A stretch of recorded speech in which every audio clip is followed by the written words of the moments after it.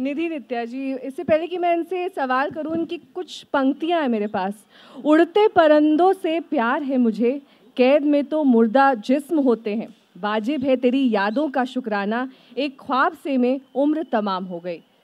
तो ये चंद पंक्तियां इन्होंने लिखी हैं। लेकिन निधि नित्या जी, आपसे मेरा सवाल ये होगा कि जब कोई भी कवित्री रचना करती है, एक दर्द बहुत अरसे से दिल में दबा होता है, फिर अचानक से वो शब्दों में उकेरा जाता है और वो शब्द बयां करते हैं कि आपके जहन में, आपके दिल में क्या कुछ चल रहा था एक लंबे अरसे से। लेकिन जब प्रेम की बात आती है तो ये तो निश्चल होता है, इसकी कोई सीमाएं नहीं होती, कोई परिभाषा नहीं होती।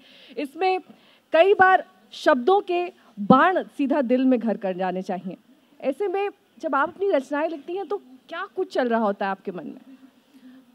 मैं जिस वक्त मैं लिखना शुरू करती हूँ उस वक्त मैं शब्द नहीं चुनती हूँ, उस वक्त मैं भाव नहीं चुनती हूँ, उस वक्त मैं बस लिखती हूँ और लिखने के बाद उसको दोबारा पढ़कर देखती हूँ कि मैंने क्या लिखा। मतलब मैं ये कह सकती हूँ कि नेचुरल अपने आप जो चीज़, जो भाव मन में आता है वो मैं लिखते चले जाती हूँ। मैं शब्दों को खोजने के लिए ठहरती नहीं हूँ। जैसे कि अभी बद्रीनारायण जी ने कहा, मेरे साथ ये दुविधा बिल्कुल नहीं है। अगर मुझे वहाँ पर कोई पर्टिकुलर ऐसा शब्द है जिसको इस्तेमाल किया जाना शायद शालीनता की हद में ना हो, तो भी अगर वहाँ इस्तेमाल किया जाना आवश्यक लगता है तो मैं करती हूँ। क्यों? क्योंकि अगर मैं वहाँ उसका इस्तेमाल नहीं करूँगी तो उस कविता की आत्मा को निकाल दूँगी। क्योंकि मैं शिष्टाचार और फॉर्मेलिटी के में आके उस चीज़ को वो स्थान नहीं दे पाऊँगी जिस जगह पर वो कविता जाना चाहिए, या जो मयाम उसको, जो मकाम मिलना चाहिए उस कविता को। तो शब्दों को चुनते समय हम भाव खो देते हैं और जो भाव देना है उसको ढूंढने के चक्कर में हम ऐसे शब्द खोजते रह जाते हैं कि मूल भाव छूट जाता है। तो मेरी कविता में आपको जो चीज़ मिलेगी वो मिलेगी बेबाक, बिंदास, और जिन शब्दों का इस्तेमाल उस भाव के साथ किया जाना है वो बिल्कुल पर्टिकुलर आपको मिलेगा। जैसे कि मैं इस चीज़ को ऐसे बोल सकती हूँ कि आज का टाइम हम देखते हैं कि मोबाइल का टाइम है, एप्लीकेशंस का टाइम है। तो इट्स अ काइंड ऑफ, जब आप अपने मोबाइल में कोई एप्लीकेशन डाउनलोड करते हैं तो हम उस एप्लीकेशन को डिलीट कर सकते हैं क्योंकि वो डाउनलोडेड एप्लीकेशन होती है। पर कुछ इनबिल्ट प्रोग्राम होते हैं, उसको आप जब डिलीट करते हैं तो आपका डिवाइस मैसेज देता है it would harm your device. तो मुझे लगता है कि प्रेम इनबिल्ट होता है हम सबके अंदर, हम उसको डिलीट नहीं कर सकते हैं, क्योंकि अगर हम उसको डिलीट करते हैं तो it would harm our system. और जो आकर्षण या हम जिसको इन्फैचुएशन कहते हैं, it just like downloaded program, वो समय के साथ चेंज होता चला जाता है। चलिए, आपने तो काफ़ी कुछ मॉडर्न टेक्नोलॉजी की भाषा में जी, और मेरी कविता में आपको यही चीज़ मिलेगी कि जो इनबिल्ट है, I can not delete that, it could harm my poem. तो फ्री फ्लो चलना चाहिए, बिल्कुल फ्री फ्लो, जो जैसे भाव में आता है। जहाँ पर चुंबन शब्द का प्रयोग किया जाना है वहाँ पर चुंबन आना ही चाहिए, क्योंकि ये प्रेम है। यहाँ पर सोचकर आप प्रेम नहीं करते हैं। जिस वक्त आप प्रेम में होते हैं उस वक्त आप कुछ और नहीं सोचते हैं, उस वक्त आप सिर्फ प्रेम कर रहे होते हैं। तो फिर जब हम प्रेम के बारे में लिखे तो हम क्यों सोचें? जब हम प्रेम कर रहे होते तो हम दुनिया के बारे में नहीं सोचते। और कितनी सारी कहानियाँ, किस्से, फिल्में सिर्फ इस आधार पर बनी है कि उन्होंने दुनिया की परवाह नहीं की। तो फिर हम प्रेम में कविता लिखते समय दुनिया की परवाह क्यों करें?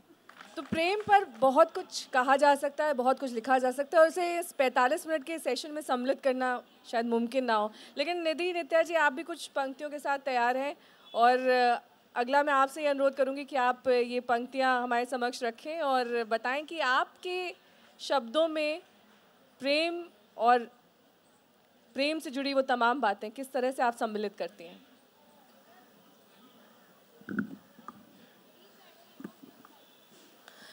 मैं अपनी बात रखने से पहले, मेरे एक बहुत फेवरेट शायर हैं सूरज राय सूरज जी, उनको आप लोगों में से बहुत लोगों ने सुना होगा।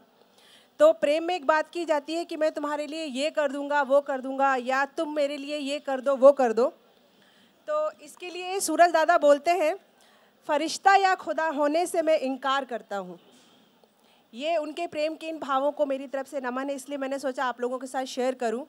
और यहाँ बैठे जो यंगस्टर्स, इनके बहुत काम में आने वाली हैं लाइंस, ध्यान से सुनिएगा। फरिश्ता या खुदा होने से मैं इनकार करता हूँ, बशर अदना सा हूँ, एहसास का व्यापार करता हूँ। फरिश्ता या खुदा होने से मैं इनकार करता हूँ, बशर अदना सा हूँ, एहसास का व्यापार करता हूँ। सितारे क्या एक खिलौना भी नहीं तोड़ सकता, सितारे क्या एक खिलौना भी नहीं तोड़ सकता, बिना दावे बिना कसमों के तुमसे प्यार करता हूँ। तो ये वाला जो प्यार है जिसमें कोई कंडीशन नहीं है, ये वाला वो जो प्यार है जो शर्त नहीं रखता, ये वाला जो प्यार है जो जैसा है वैसा स्वीकार है, वो प्यार मुझे है। और मेरी कविताओं में, मेरी चीज़ों में आपको वही प्यार मिलेगा। तो मैं उसी प्यार की आपको, जब बहुत क्लोज होते हैं दो लोग और जब वो बिछड़ जाते हैं तो वो प्रेम किस रूप में आता है, किस याद में आता है, वो कुछ लाइंस में मैं सुनाना चाहूँगी आप लोगों को। इससे पहले कि आप लाइन शुरू करें, यहाँ पर जितने भी लोग इस तरफ खड़े हैं वो या तो इधर बैठ जाएं या इधर की तरफ आ जाएं, क्योंकि जो लोग बोल रहे हैं यहाँ पर उनको काफ़ी डिस्ट्रैक्शन हो रहा है। आप लोग काफ़ी शोर कर रहे हैं, इधर आके बैठ जाइए, पीछे से आइए और इधर बैठ जाइए।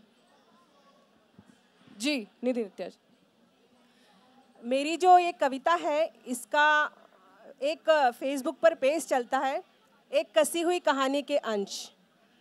और ये कसी हुई कहानी के अंश जब भी मैं फेसबुक पर डालती हूँ तो उसके बाद काफ़ी हलचल होती है, क्योंकि बात वही आती है कि कुछ शालीनता की हदें, जैसा कि आपने पहला सवाल किया था, कहीं कहीं कुछ लोगों को लगता है कि पार की गई, पर मेरे हिसाब से वो वहाँ होना उन शब्दों का और उन भावों का बहुत ज़रूरी था। तो आप सबकी नज़र वो रखती हूँ मैं। घनी अमराइयों में, घने आम की पेड़ की छाँवों में, पेड़ के पीछे पड़ी वो चारपाई याद है ना तुम्हें? बिना चादर की वो चारपाई और सिरहाने पड़ा मुड़ीसा, मुड़ीसा यानी तकिया। बिना सिरहाने की वो चारपाई और सिरहाने पड़ा मुड़ीसा, तुम्हारे और मेरे प्रेम भरे चंचल पलों का मूक गवाह। मैं चिर दोपहर में सबसे खुद को चुराकर जा पहुंचती थी आम के उस घने बगीचे में, जहां अंदर आने का वो टटियों से भरा दरवाज़ा खुलने और बंद होने पर ज़ोर की आवाज़ करता और हमें जैसे बता देता कि कोई आने वाला है। तब तुम छोड़ देते मुझे अपने बाहों की गर्म गिरफ्त से और मैं छुप जाती आम के पेड़ के पीछे। भरी दोपहर में उस बिना चादर की चारपाई पर गुत्थम गुत्था मैं और तुम लेटे रहते घंटों और चढ़ाते एक बिरला ही ताप एक दूजे पर, जो उस तपते दिन के ताप से बिल्कुल अलग होता था। प्रेम के तड़पते पलों के ख़त्म होने पर हम ढूंढते एक दूसरे की पीठ पर लाल लाल निशान जो बिना चादर की चारपाई पर लेटने से बन जाते थे। कितना सुख था उन निशानों की गहराई नाप लेने में, उनको सहलाने में और तड़पकर उन गहरे लाल उभर आए निशानों को चूम लेने में। वो प्रेम, वो मासूमियत, जाने क्यों इस जन्म में भी मैं ढूंढती हूँ, पर तुम अब तक मिले नहीं मुझे। मैं आज भी तुम्हारे मन के ताप को अपने तन पर और अपने मन पर और अपनी आत्मा पर चढ़ाए जैसे बांध आई हूँ उसी चारपाई के किसी पाए से अपने आंचल का कोई छोर। और आज भी मेरी बाहें, आज भी मेरा मन तुम्हारी बाहों को ओढ़ लेने को तरसता है, और जैसे मेरा बदन आज भी खुला पड़ा है उसी चारपाई पर बिना आंचल के, और पीठ पर पड़े लाल निशान आज भी सुलग रहे हैं। बहुत खूब।